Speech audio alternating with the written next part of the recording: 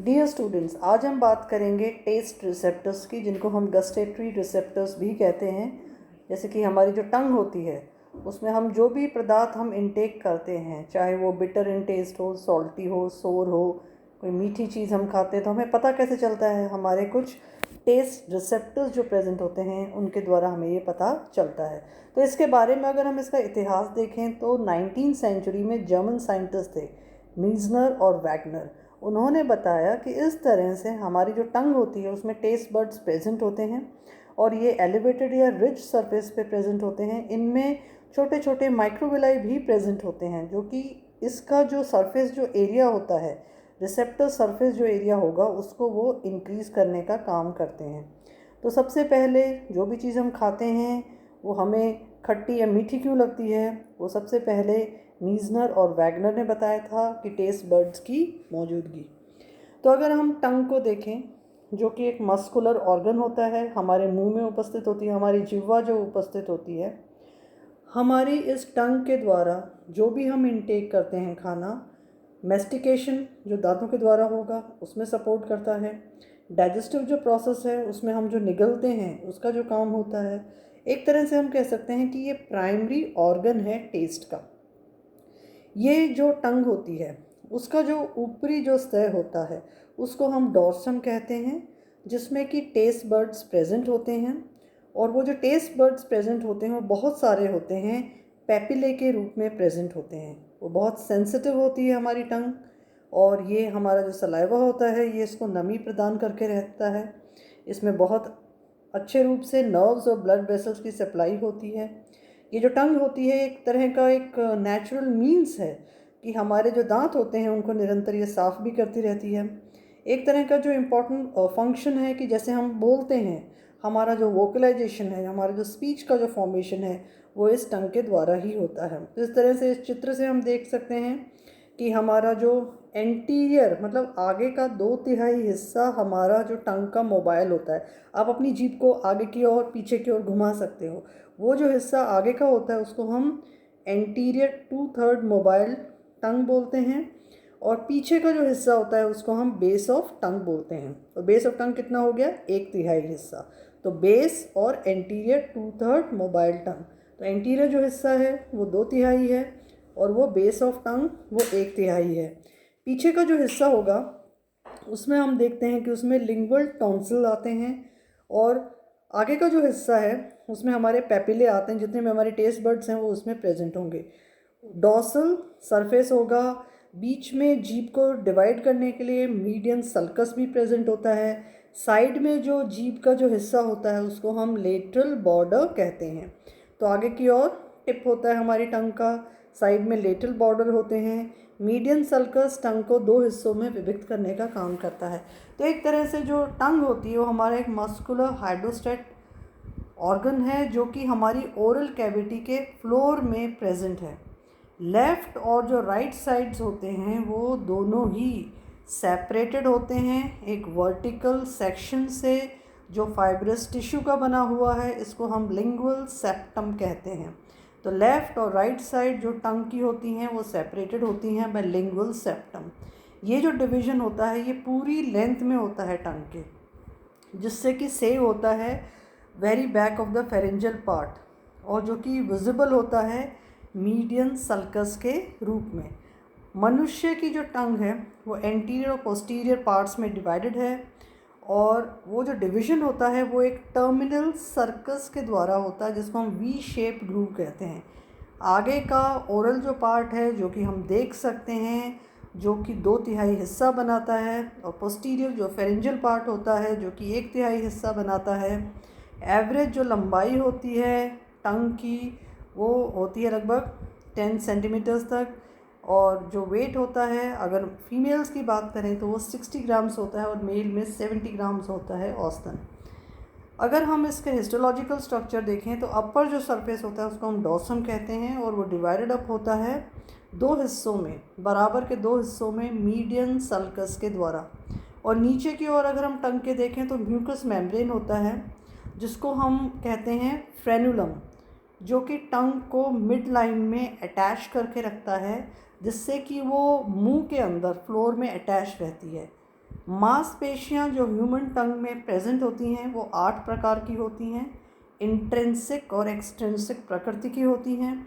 उसमें से 4 intrinsic muscles हैं जो कि शेप ऑफ द टंग को चेंज करती हैं, और 4 एक्सट्रिंसिक होती हैं जो कि पोजीशन को, टंग को चेंज करती हैं। और वो बोन के साथ में, जो मुंह की जो बोन्स होती हैं वहाँ पे उनके साथ में जुड़ी हुई रहती हैं।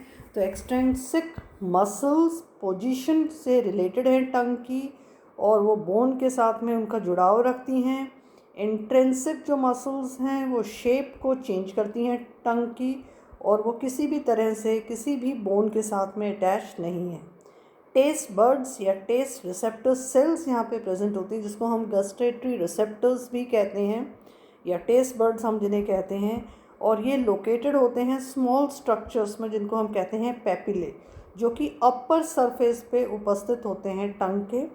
अगर हम औसतन बात करें तो ह्यूमन जो टंग होती है उसमें 2000 से लेकर 8000 तक टेस्ट बर्ड्स प्रेजेंट होते हैं, और एक टेस्ट बर्ड का जीवन काल लगभग औसतन 10 दिन का होता है। तो आप अनुमान लगा लीजिए कि हमारे पास 8000 टेस्ट बर्ड्स हैं और सबका जीवन काल लगभग 10 दिन का होता है। तो इस तरह से अगर हम इस डायग्राम को देखें तो बीच में ऑरेंज कलर में लेफ़्ट साइड में ये हमारी टंग है, इसमें टेस्ट बर्ड्स प्रेजेंट हैं। टेस्ट बर्ड्स पैपिले के रूप में प्रेजेंट होते हैं, जैसे fungiform papillae, filiform papillae, foliate papillae और सर्कमवेलेट पैपिले। और अगर हम इन टेस्ट बर्ड्स को और विस्तृत रूप से देखें एक टेस्ट बर्ड को, तो उसमें टेस्ट हेयर्स प्रेजेंट होते हैं, टेस्ट पोर्स प्रेजेंट होते हैं। नीचे की जो कोशिकाएं होती हैं उनको हम बेसल सेल्स बोलते हैं या गस्टेटरी सेल्स होती हैं, और बीच में इन गस्टेटरी सेल्स के कुछ और सेल्स प्रेजेंट होती हैं जिनको हम ट्रांजिशनल सेल कहते हैं। तो ये हमारा पैपिले जो हमारे टेस्ट बर्ड्स में प्रेजेंट हैं। पैपिले नुमा संरचनाएं टेस्ट बर्ड्स अलग अलग प्रकार के बनाती हैं। ये गोलाकार संरचना की हो सकती हैं, फंजीफॉर्म संरचना की हो सकती हैं, फिलीफॉर्म हो सकती हैं, या फॉलिएट प्रकृति की हो सकती हैं। टेस्ट बर्ड्स जो कि लोकेटेड हैं टंग में, ये उभार के रूप में प्रेजेंट होते हैं, क्योंकि उभार है तो इन उभारों को हम कहते हैं पैपिले। उनमें पहला प्रकार है फंजीफॉर्म पैपिले, एक मतलब मशरूम शेप्ड होते हैं। ये कैसे हैं? मशरूम नुमा इनकी संरचना है। अगर हम इनको लॉन्जिट्यूडनल सेक्शन में देखें, ये पूरे के पूरे टंग के ऊपरी सतह पर प्रेजेंट होते हैं, और इनमें फेशियल नर्व्स की सप्लाई होती है। फोलिएट पैपिले, ये रिजेस और ग्रूव्स जो हैं, जो कि टंग के पीछे वाले हिस्से में प्रेजेंट होते हैं और साइड में जो प्रेजेंट होते हैं, और यहाँ पे नर्व की जो सप्लाई होती है वो फेशियल नर्व्स के द्वारा और ग्लोसोफेरेंजियल नर्व के द्वारा होती है। अब हम बात करें तीसरे पैपिले की, जिसको हम कहते हैं सर्कमवेलेट पैपिले। ये सर्कमवेलेट पैपिले जो हैं ये there are only about 10 to 14, और ये प्रेजेंट होते हैं हमारे बैक में, टंग के पिछले हिस्से में प्रेजेंट होते हैं, सर्कुलर शेप्ड रो में प्रेजेंट होते हैं, और इनके साथ में डक्ट्स एसोसिएटेड होती हैं वॉन एबनर्स ग्रंथियों की, और इनका जो इनर्वेशन होता है, मतलब यहाँ पे जो नर्व सप्लाई होती है वो होती है ग्लोसोफेरेंजियल नर्व से। फिर आते हैं फिलीफॉर्म पैपिले। ये जो फिलीफॉर्म पैपिले हैं ये एक प्रकार के उभार हैं, लेकिन इनमें किसी भी प्रकार का टेस्ट बर्ड नहीं होता है। तो जो 4 प्रकार के जो उभार हैं टंग के डॉर्सल सरफेस पे, उनको हम कहते हैं पैपिले। उनमें से जो 3 जो हैं पैपिले, उन सभी में टेस्ट बर्ड्स हैं, अर्थात फंजीफॉर्म पैपिले, फोलिएट पैपिले और सर्कमवेलेट पैपिले। इनमें तीनों में टेस्ट बर्ड्स हैं। वो एक पैपिले कौन सा है जिसमें टेस्ट बर्ड नहीं है? वो है फिलीफॉर्म पैपिले, जिसमें कि किसी भी प्रकार का टेस्ट बर्ड्स नहीं है। इसमें केराटिनाइजेशन बहुत ज़्यादा होता है, और ये मैकेनिकल एस्पेक्ट से जुड़ा हुआ है, कि मतलब टंग का किसी भी प्रकार से कोई मैकेनिकल स्ट्रेस हो रहा है तो उससे बचाव करता है टंग का, तो वो फिलीफॉर्म पैपिले होता है। ये जो टेस्ट बर्ड्स होते हैं वो 2 तरह की सेल्स से बनते हैं, एक तो होती है सपोर्टिंग सेल्स और एक होती हैं गस्टेटरी सेल्स। जो सपोर्टिंग सेल्स होती हैं उनको हम सस्टेंटिकुलर सेल्स भी कहते हैं। वो स्टेव्स की तरह अरेंज होती हैं और बाहरी एनवलप बनाती हैं टेस्ट बर्ड का। कुछ कई बार इंटीरियर में भी प्रेजेंट होती हैं। गस्टेटरी या टेस्ट सेल जो होती हैं वो कीमो रिसेप्टर्स होती हैं, सेंट्रल पोर्शन में प्रेजेंट होती हैं, स्पिंडल नुमा इनकी आकृति होती है और इनमें स्फेरिकल न्यूक्लियस इसके मिडिल में प्रेजेंट होता है। अब अगर हम टंग को देखें तो कोई चीज़ हमें बहुत खट्टी अगर महसूस होती है या बहुत बिटर हमें महसूस होती है, तो सोर खट्टी है तो हमें साइड्स में प्रेजेंट होगा। टंग के पीछे की ओर जो साइड है वो सोर है। नमकीन है तो आगे का हिस्सा लेफ़्ट और राइट का हमें पता चलेगा। बहुत स्वीट कोई चीज़ आप खा रहे हो तो एंटीरियर टिप से ही आपको वो पता चल जाएगा। बिटर इन टेस्ट है तो पीछे की ओर हमें पता चलेगा। तो इस तरह से स्वीट, सॉल्टी, सोर और बिटर 4 तरह के जो टेस्ट हैं वो हमें इन टेस्ट बड्स के द्वारा ही पता चलते हैं। अब कैसे हमें कोई चीज़ पता चलती है कि भी ये बिटर इन टेस्ट है या सोर इन टेस्ट है, तो एक तरह का पाथवे होता है जिसको हम कहते हैं गस्टेटरी पाथवे।